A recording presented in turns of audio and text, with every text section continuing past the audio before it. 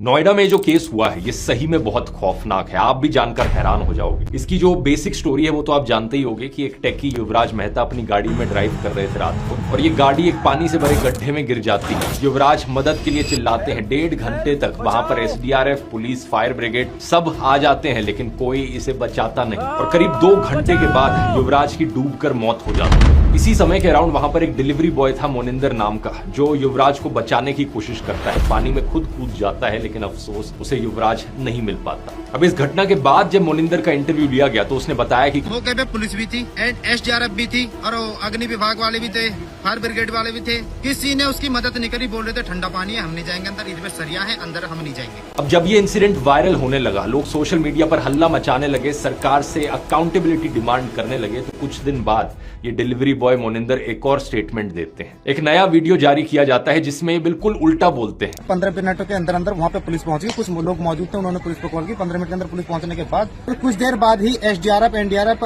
Fire brigade सब ही समय पर पहुंच चुके थे। उन्होंने पूरी मशक्कत के बाद लगभग कुछ समय बाद ही उसे बहुत जल्दी रेस्क्यू कर लिया था लड़के को। अब आप सोचोगे आखिर सच क्या है। मोनिंदर से जब एक और बार फिर पूछा गया तो उसने फाइनली हिम्मत जुटाकर हिंदुस्तान टाइम्स को सारा सच बता दिया। उसने बताया कि कैसे पुलिस ने उसे थाने बुलाया है, एक स्क्रिप्ट दी और जबरदस्ती पुलिस के फेवर में वीडियो रिकॉर्ड उससे करवाया गया। पुलिस ने उसे 4.5 घंटे तक पार्क में बिठाकर रखा था और धमकाते हुए कहा था 5-10 दिन के लिए गायब हो जा, केस तो 2-3 दिन में मीडिया से हट ही जाएगा लेकिन तू तो यहीं रह। सोचकर देखो दोस्तों, सरकार एक तो कितनी निकम्मी है कि बेसिक फैसिलिटीज तक सिटीजन को नहीं प्रोवाइड कर पा रही, और दूसरा जब सच सामने आता है तो गुंडों की तरह बिहेव करते हैं सच को दबाने के लिए। मैं आपको बता दूं, जिस सड़क पर युवराज ड्राइव कर रहे थे उस सड़क का डिजाइन देखो, ऐसे 90 डिग्री के एंगल पर कहीं किसी डेवलप्ड कंट्री में आपको कोई सड़क नहीं दिखेगी। पहले तो इतने घटिया तरीके से एक सड़क बनाई गई, दूसरा कोई बैरियर तक नहीं लगाया गया, और तीसरा जब मदद की जरूरत थी ना तो वहां की एडमिनिस्ट्रेशन, पुलिस या फायर ब्रिगेड के पास